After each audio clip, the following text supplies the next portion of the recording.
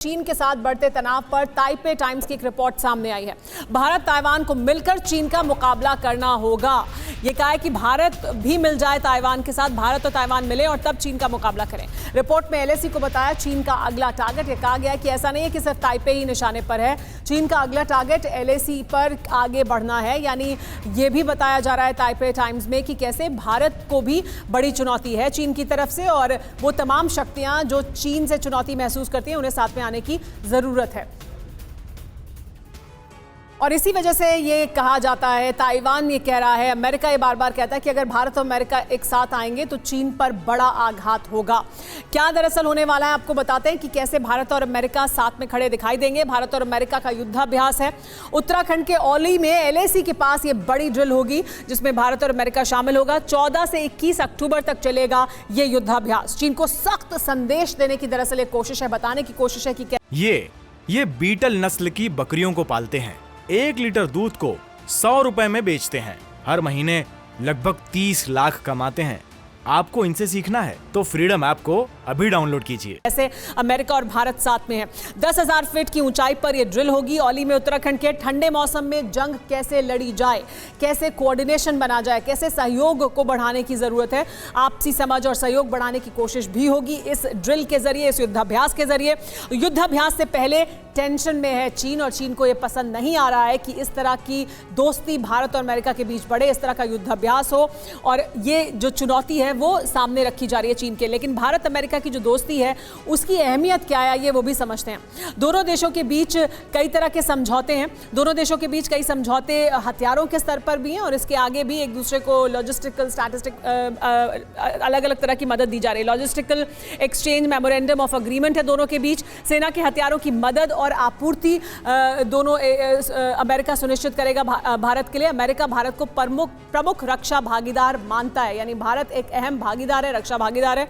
ये मानता है भारत को लगातार अमेरिका की तरफ से हथियार मुहैया कराए जा रहे हैं। भारत के साथ अमेरिका की एक्सरसाइज से चिड़ा हुआ है चीन, क्योंकि चीन नहीं चाहता है, चीन हमेशा इस तरह की बात करता है कि ये जो भारत और चीन के बीच का तनाव है वो भारत और चीन के बीच ही रहना चाहिए, किसी और देश की इसमें एंट्री नहीं होनी चाहिए। भारत के साथ अमेरिका की दोस्ती से दरअसल नाराज है चीन, और इसे वो मानता है कि एक तीसरे देश की एंट्री है भारत और चीन के तनाव के बीच। चीन ने कहा है कि वो बॉर्डर पर तीसरे पक्ष के दखल के दरअसल सख्त खिलाफ है। ये जो युद्धाभ्यास है उसे भी चीन ये मानता है कि ये हस्तक्षेप है, तीसरी शक्ति का इसमें शामिल होना है।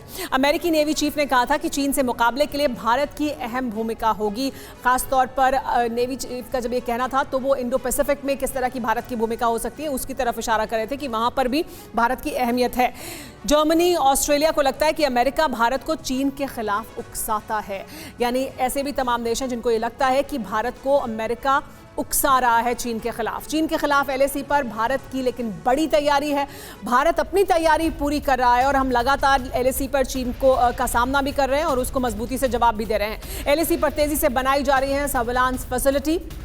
एलएसी के पास लगातार इंफ्रास्ट्रक्चर पर काम हो रहा है। अगर चीन ने काम किया है तो भारत ने भी मजबूती से काम किया इंफ्रास्ट्रक्चर पर एलएसी के पास। अमेरिका के साथ युद्धाभ्यास की घोषणा के बाद इस काम में तेजी आई है। अक्टूबर में भारत और अमेरिका संयुक्त युद्धाभ्यास होने वाला है जो औली में होगा। 14 से 21 अक्टूबर तक ये युद्धाभ्यास चलेगा और इसी युद्धाभ्यास से चीन चिढ़ा हुआ है। कैप्टन आलोक बंसल, ये जो युद्धाभ्यास है जो उत्तराखंड में होने वाला है, इससे चीन क्यों चिढ़ा है?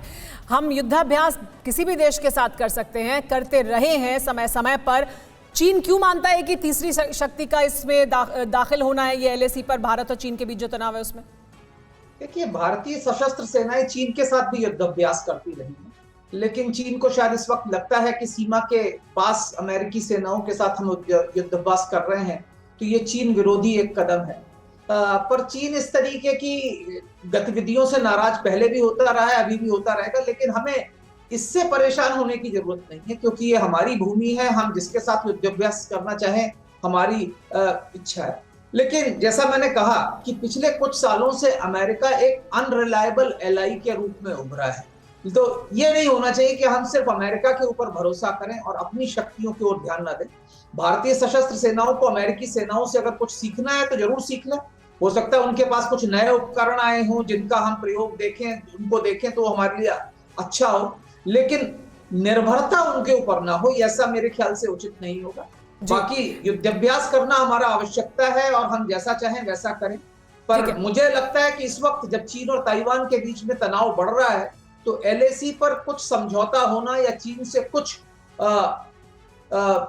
लीवे की अपेक्षा करना शायद उचित होगा। और इस वक्त जो है हम कुछ रेजोल्यूशन अगर चाहें तो वो हो सकता है कि हम LAC का डिलिनिएशन या डिमार्केशन करना चाहें, रेखांकन करना चाहें, सीमांकन करना चाहें। ये अहम बिंदु है। त्रिगुणायत जी, ये क्या संभव है कि ताइवान के साथ, क्योंकि चीन की इतनी टेंशन है, अमेरिका वहां पर मौजूद है, क्या ऐसे में LAC पर भारत और चीन के बीच तनाव कुछ कम हो सकता है?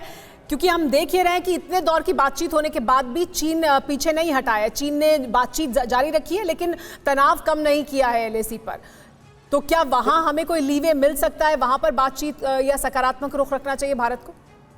देखिए सुमेरा जी, मेरा मानना यह है कि भारत की विदेश नीति के लिए अभी और आगे तक सबसे बड़ा चैलेंज चीन रहेगा।